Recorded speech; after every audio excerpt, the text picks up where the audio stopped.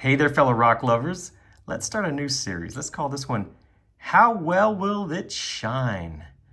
I've been doing a How Well Will It Tumble series for a long time, and with that series, I start with the raw rock, and I go through all the different tumbling stages. So you get to see what it looks like after the coarse grit, and then what it looks like after the final polish.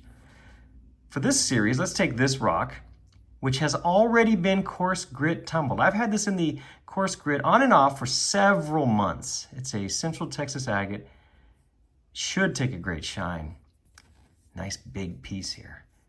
But for this video, I want to show you what this looks like after the 4 different grit stages that I use. So in other words, once I finish with the 220 grit stage in the vibratory tumbler, I'll bring it back in here and I'll show you what it looks like. And then after the 600 grit, and then the 1500, and finally the 14,000 grit aluminum oxide. Hopefully by then this thing will be brilliantly shiny. Well, we'll find out. So when you see this thing next, it will be after the 220 grit stage. And just like that, the 220 grit stage is finished. I let it go for actually about 4 days, mostly because this rock is so big, it doesn't really fit in my 18-pound vibratory tumbler bowl, so it would get stuck and I'd have to get it going again. But after 220 grit, you can see that it's smooth. It has a little bit of a shine, not much of one. What will the next grit do? Let me go ahead now and get it in the 600 grit silicon carbide, and then we'll see what it looks like. Our rock has been in the 600 grit silicon carbide for about 2 days in the vibratory tumbler.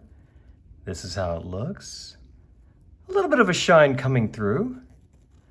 I don't expect any shine really at 600 grit silicon carbide. If I were to have used aluminum oxide, I'd probably see a good shine right now, but I prefer to prep the surface better using the silicon carbide, which I believe keeps its shape longer and does a better job of smoothing out the surface.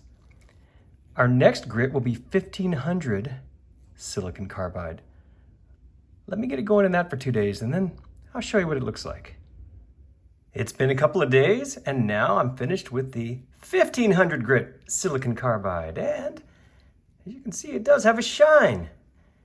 Now, it doesn't have a great shine, but it's a shine, and the surface should be nicely prepped for the final polish. That's where it's going next. I'm going to get this back in the vibratory tumbler. I'll put in the 14,000 grit aluminum oxide polish and let that go for a couple of days.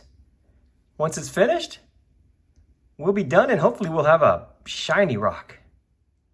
The polishing is finally finished. Check it out. What do you think? Wow, this rock took a really good shine. I left it in the 14,000 grit aluminum oxide for about 4 days in my vibratory tumbler.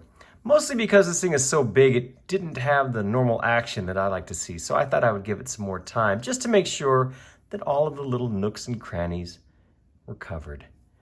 So it did take a beautiful shine. You can see the reflection.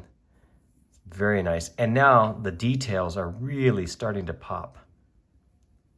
These Central Texas agates can be quite interesting. Look at that. Oh, I think that's beautiful. I am very happy with the way this rock turned out. I really like that dark stuff right there. You see that? How it just sort of drifts through there. And then there's that milky section in there. That's interesting. This rock has lots to offer, actually, now that I look at it. Depending upon how you look at it, you can see cool things. There's that, oh, I don't know what you'd call it, it's sort of a darker area there. Yeah. And the lighter area. Wow. What a good looking rock. So now you see how I polish. These are the grits I use and what it looks like between the grits. The real magic happens with the final polish. If you get a good quality final polish, you'll get a great shine. I just noticed that little flaw right there. See, that's going to bug me. I wish I had ground that out. Oh, maybe I did. Maybe that came out in the vibratory tumbling. I don't know. I'm not going to start over again, that's for sure. This took many months from the time that I first started tumbling it in the rotary. I think it was well worth it. I hope you agree. Thank you so much for watching this video. I do hope you enjoyed it. And please remember to check my other videos for more like this. Thanks again.